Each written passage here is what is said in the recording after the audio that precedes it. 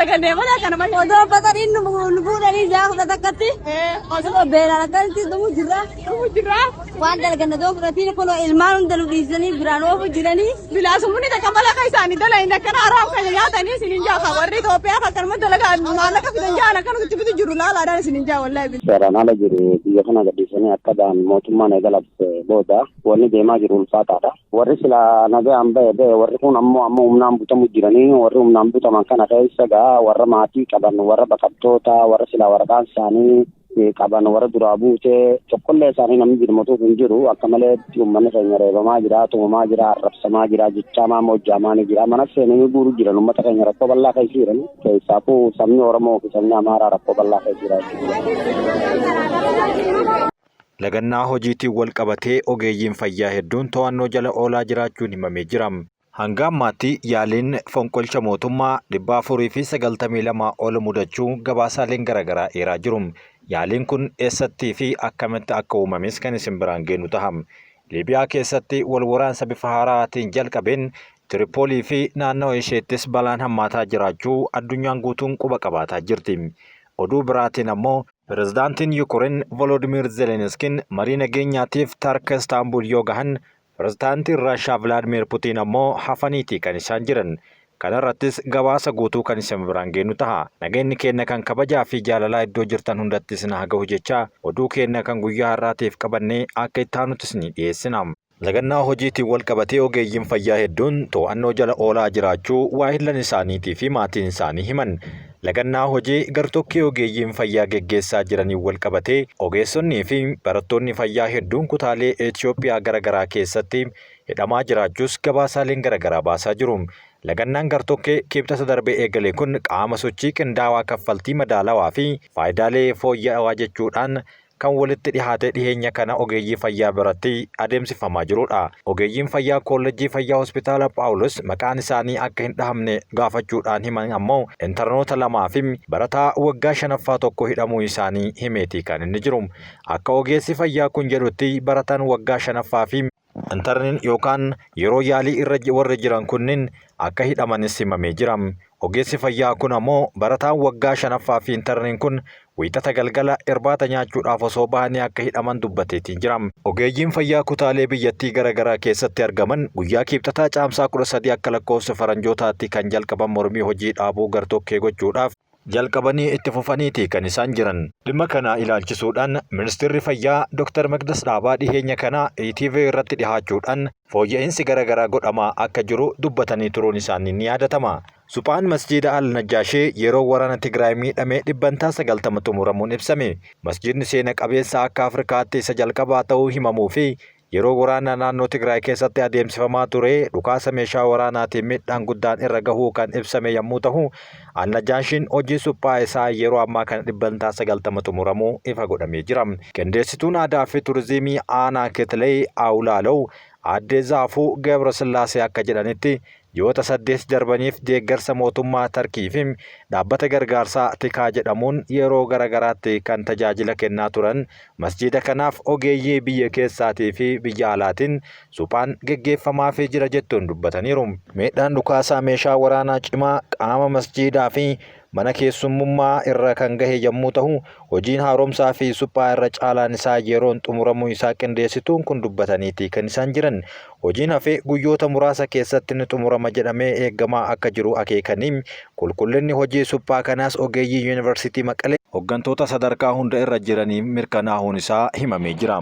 Albamni artistii Qamar Yuusuf waxabajjii 15 eebbifama jedhame. Albamni artistii Qamar Yuusuf inni dhumaa waxabajjii 15 hoteela Skylight'tti akka eebbifamu dubbatamaa jira. Koreen sagantaa eebba albamichaa ibsa miidiyaaleetaaf yeroo kennanitti guyyaan imala muuziqaa waggaa 50ffaa artistii Qamar Yuusufii fi eebba albama isaa dhumaa waxabajjii 15 akka gaggeeffamu himamee jira. Sagantaa eebba albama isaa kana irratti bakka bu'aan yookaan bakka buutonni hedduun kan argaman ta'uunis dubbatameeti kan inni jiru.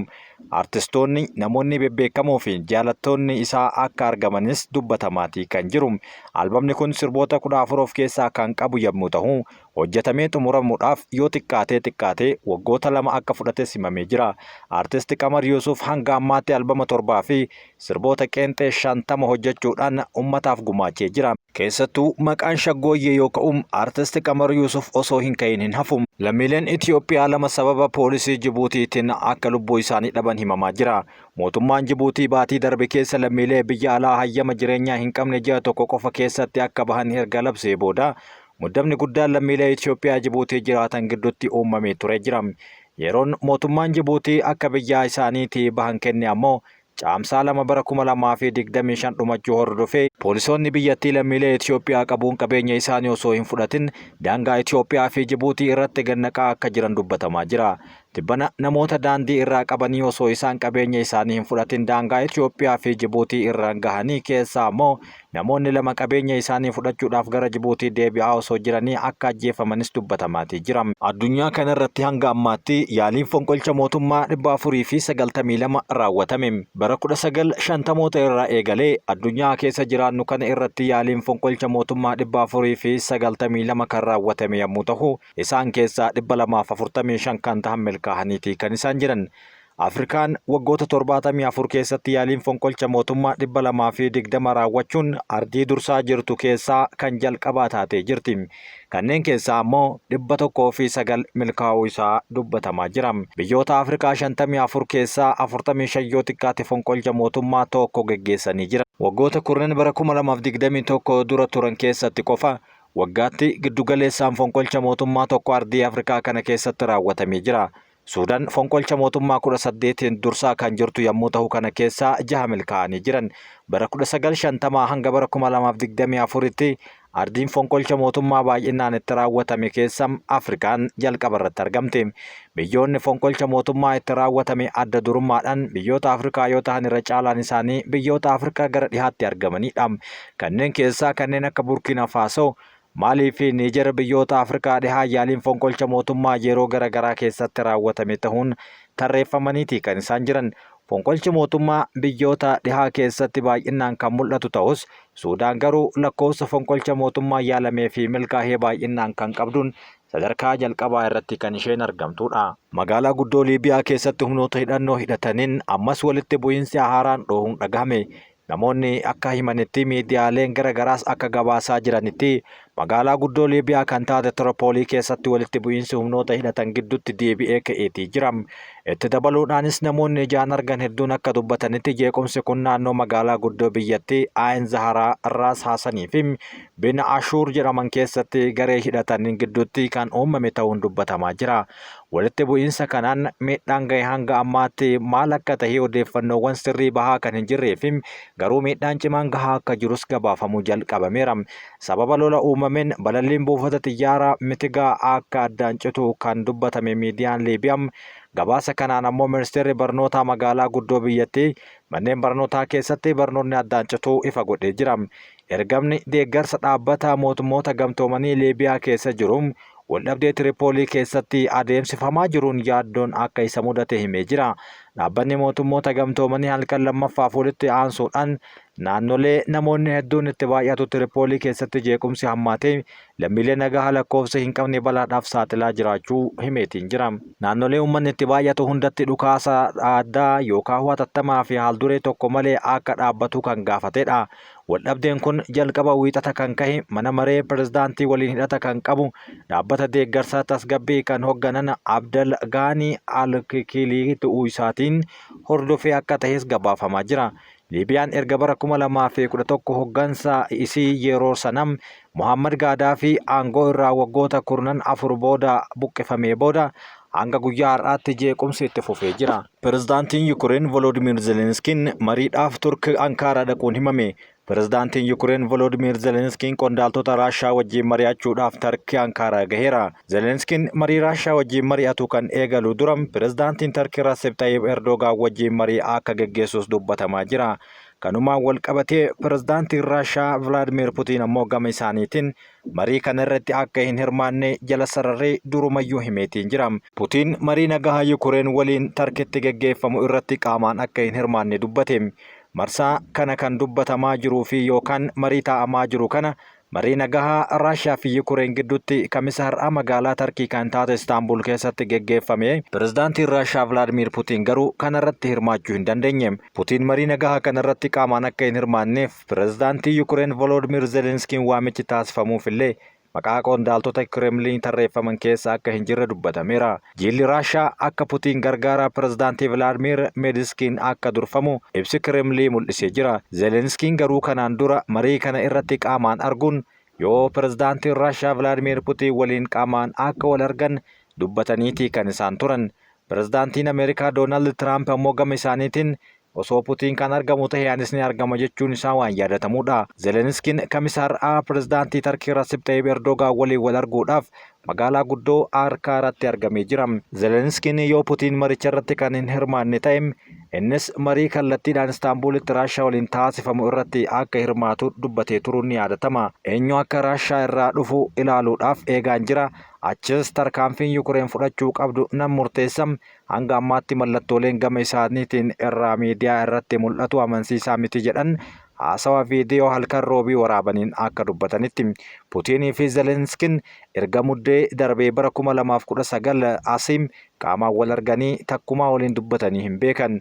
Raashiyaa fi Yukureen yeroo dhumaatiif marii kallattii kan ta'an bitootessa bara 2022 Istaanbul keessatti yoo ta'u innis battaluma Mooskoon weerara guutuu ollaa ishee irratti jalqabde yeroo muraasa boodaadha.